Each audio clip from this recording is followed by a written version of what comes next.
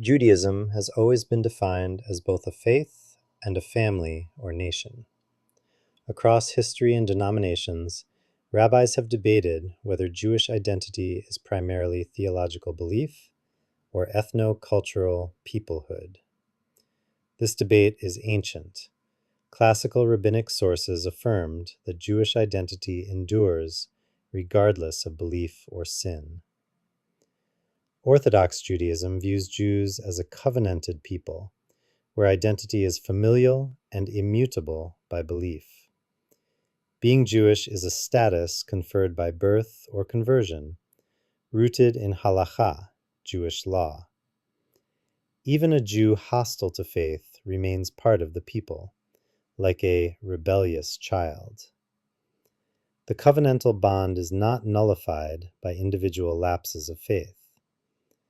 Rabbi Joseph B. Soloveitchik distinguished between the Brit Goral, covenant of fate, uniting all Jews, and Brit Yehud, covenant of destiny, embraced through faith and Torah.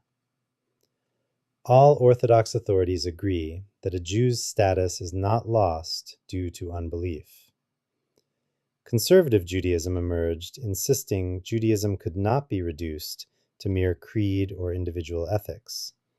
It is rooted in the historical community.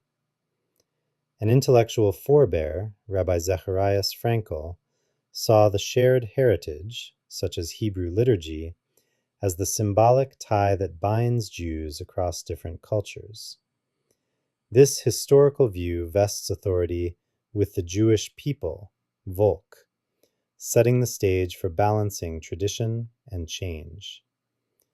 Conservative rabbis affirm a shared history and destiny, Klal Yisrael.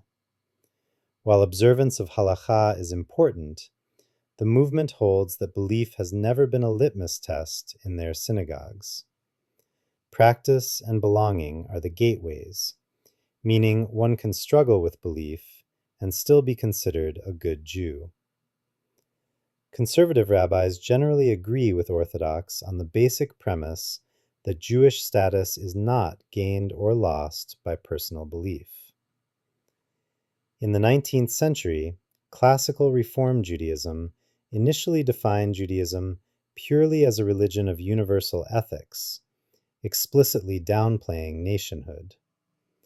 They stated that Jews are no longer a nation in a political sense, but a religious community, proclaiming, "America is our Zion." However, the Holocaust and the establishment of Israel caused a seismic shift. Contemporary reform views theological belief as a personal matter, not a requirement for community membership. Belonging is primary. There is no creed test for reform affiliation, and rabbis often accept members who are only interested in Jewish culture. This focus on inclusion led the North American movement to adopt patrilineal descent, prioritizing social identity over formal doctrine. Reform leaders often affirm that one's identity as a Jew, through birth or choice, is what defines them, while belief and practice are ultimately personal matters. Reconstructionist Judaism, founded by Rabbi Mordecai Kaplan, explicitly defines Judaism as an evolving religious civilization. Kaplan famously asserted that belonging precedes believing. He meant that a Jew's sense of community comes first, and one's beliefs and practices grow out of that communal context. Reconstructionist thought uses the sequence belonging, behaving, believing. The focus is on maintaining strong communities, shared cultural memory, and heritage. Humanistic Judaism takes the peoplehood view to its furthest conclusion, that Jewishness is strictly an ethnic identity, not an ideological one. Founded by Rabbi Sherwin Wine, this movement asserts that belief in God or the Torah's divinity is entirely optional.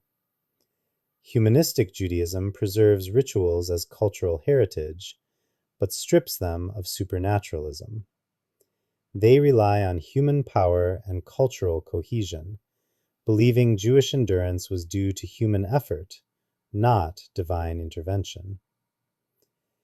Despite vast theological differences, all major denominations agree that Jewish identity has a crucial peoplehood dimension. No major stream claims that Judaism is only about assenting to a creed. All rabbis concur that a born Jew who never prays or believes is still a Jew. The divergences center on the necessity of belief and mitzvot, commandments. Orthodox and conservative leaders strive to strengthen belief and behavior within the peoplehood. Liberal leaders, conversely, are comfortable with a Judaism of choice, in which engagement through culture or ethics is what counts. Ultimately, all denominations wrestle with the challenge of ensuring the Jewish people endures and thrives, largely agreeing with Kaplan's premise that there can be no Judaism without the Jewish people. They differ only in how they define the ideal balance between belief, behavior, and belonging.